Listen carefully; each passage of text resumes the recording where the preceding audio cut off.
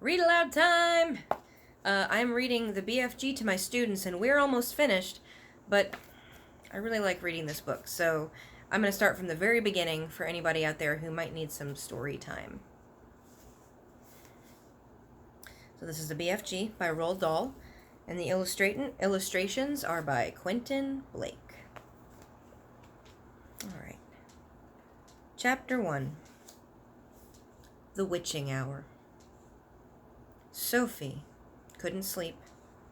A brilliant moonbeam was slanting through a gap in the curtains and was shining right on her pillow. The other children in the dormitory had been asleep for hours. Sophie closed her eyes and lay quite still. She tried very hard to doze off. It was no good. The moonlight was like a silver blade slicing through the room onto her face. The house was absolutely silent. No voices came from downstairs. There were no footsteps on the floor either.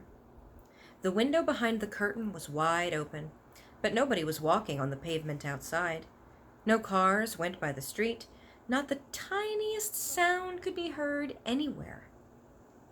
Sophie had never known such a silence. Perhaps, she told herself, that this was what they called the witching hour. The witching hour, somebody had once whispered to her, was a special moment in the middle of the night when every child and every grown-up was in a deep, deep sleep, and all the dark things came out from hiding and had the world to themselves. The moonbeam was brighter than ever on Sophie's pillow. She decided to get out of bed and close the gap in the curtains. You got punished if you ever got caught out of bed after lights out, even if you said you had to go to the bathroom.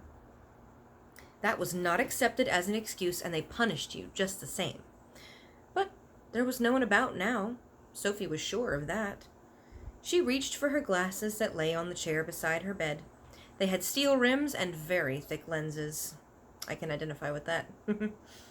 She put them on, then she slipped out of bed and tiptoed over to the window. When she reached the curtains, Sophie hesitated. She longed to duck underneath them and lean out the window to see what the world looked like now that the witching hour was at hand. She listened again. Everything was deathly still.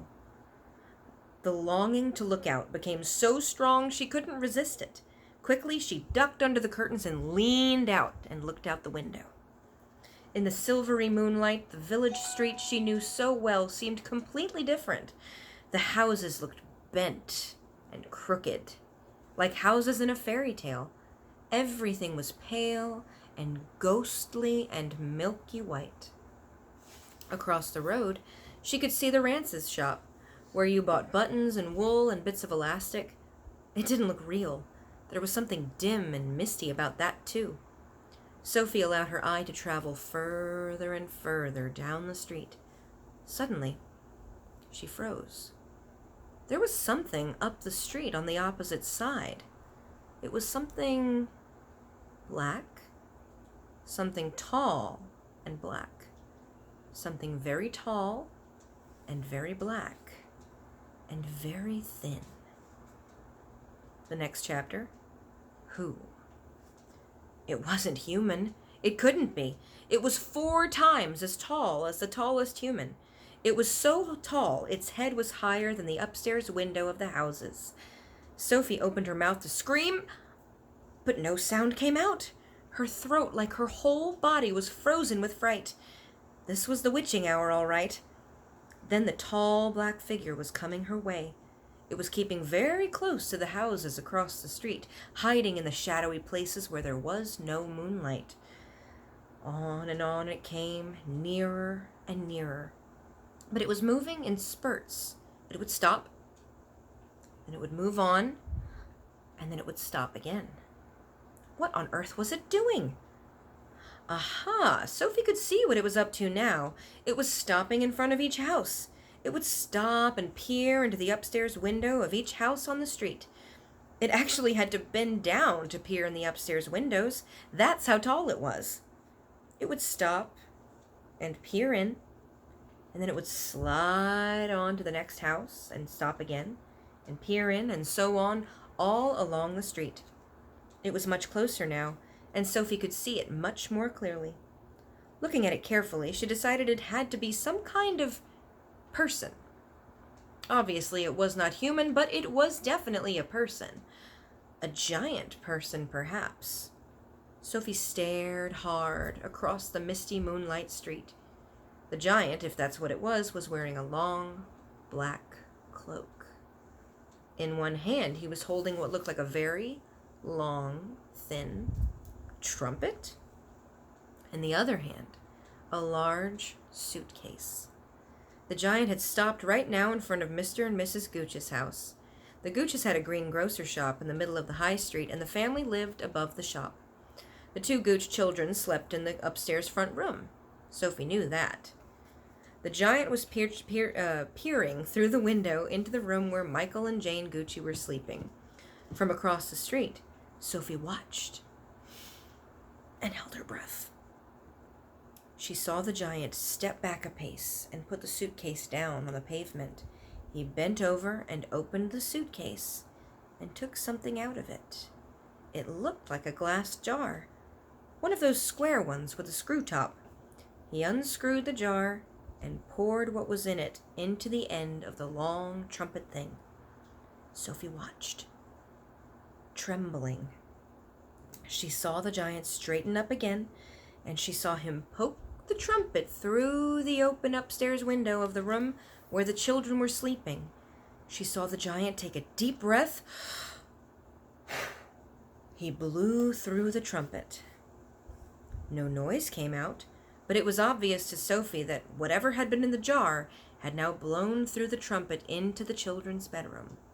But what could it be? As the giant withdrew the trumpet from the window and bent down to pick up the suitcase, he happened to turn his head and glance across the street. In the moonlight, Sophie caught a glimpse of an enormous, long, pale, wrinkly face with enormous ears. The nose was sharp like a knife, and above the nose were two bright, flashing eyes, and the eyes were looking straight at Sophie. There was a fierce and devilish look about him. Sophie gave a yelp, "Ha!" and then pulled back from the window. She flew across the dormitory floor and jumped into her bed and hid under her blanket. And there she crouched, still as a mouse, and tingling all over. Okay, one more chapter. The Snatch. Under the blanket, Sophie waited. After a minute or so, she lifted a corner of the blanket and peeped out. For a second time that night, her blood froze to ice, and she wanted to scream. With the curtains pushed aside, there at the window, with the curtains pushed aside, was the enormous, long, pale, wrinkly face of the giant person, staring in. The flashing black eyes were fixed on Sophie's bed. The next moment, a huge hand with pale fingers came snaking through the window. That was followed by an arm as thick as a tree trunk. And the arm, the hand, the fingers were reaching out across the room towards Sophie's bed. This time Sophie really did scream, but only for a second, because very quickly the huge hand clamped down over her blanket, and the scream was smothered by her bedclothes. Sophie, crouching underneath the blanket, felt strong fingers grasping a hold of her, and then she was lifted up from her bed, blanket and all, and whisked out the window. If you could think of anything more terrifying than that happening to you in the middle of the night, then let's hear about it. The awful thing was that Sophie knew exactly what was going on, although she couldn't see what was happening. She knew that a monster, or a giant, with an enormous, long, pale, wrinkly face and dangerous eyes had plucked her from the bed in the middle of the witching hour and was now carrying her out through the window, smothered in a blanket. What exactly happened next was this. When the giant had got Sophie outside, he arranged the blanket so he could grasp all four corners with Sophie imprisoned inside. In the other hand, he seized the suitcase and the long trumpet thing, and off he ran. Sophie, by squirming around inside the blanket, managed to push the top of her head out through a little gap just below the giant's hand. She stared around her. She saw the village houses rushing by on both sides. The giant was sprinting down the high street. He was running so fast his black cloak was streaming out behind him, just like the wings of a bird. Each stride he took was as long as a tennis court. Out of the village he ran, and soon they were racing across the moonlit fields. The hedges dividing the fields were no problem for the giant. He simply strode over them. A wide river appeared in his path. He crossed it in one flying stride. Sophie crouched in the blanket, peering out. She was being bumped against the giant's leg like a sack of potatoes. Over the fields and hedges and rivers they went, and after a while, a frightening thought came to Sophie's head. This giant is running fast, she told herself, because he's hungry and wants to get home quickly as possible. And then he'll have me for breakfast.